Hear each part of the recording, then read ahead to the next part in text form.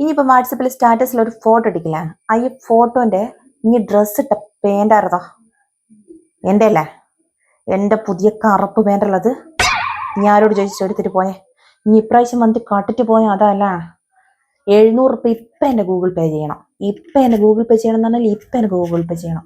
ആയിക്കോട്ടെ 350 അതിൻ്റെ പൈസ ഉള്ളൂ. പക്ഷെ എൻ്റെ ഒരു സാധനം കട്ട് കഴിഞ്ഞാൽ എനിക്ക് അതിൻ്റെ ഇരട്ടി പൈസ കിട്ടണം. ഇപ്പം ഗൂഗിൾ പേ ചെയ്യണം എന്ന് പറഞ്ഞാൽ ഇപ്പം എനിക്ക് ഗൂഗിൾ പേ ചെയ്യണം. ഞാനിങ്ങനെ വിചാരിക്കുന്നത് ഏത് സാധനം ഇനി ഇപ്രാവശ്യം വന്നിട്ട് കട്ടിട്ടുണ്ടാവുക. ഇത് തന്നെയല്ലേ ഇനി കൊട്ടെ. എനിക്ക് ഇപ്പം അയക്കണേ.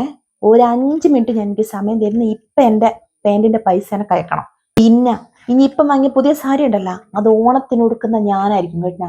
ഇനി അത് എന്റേതാ എൻ്റെ പുതിയതാണെന്നൊന്നും പറഞ്ഞിട്ട് വരണ്ട. എൻ്റെ പാൻറ് കട്ടിട്ടുണ്ടെങ്കിൽ അതിന് പകരം വിട്ടുന്ന എനിക്കറിയാം. ഇഞ്ച പുതിയ സാരി ഓണത്തിന് ഉടുക്കുന്നത് ഞാനായിരിക്കും.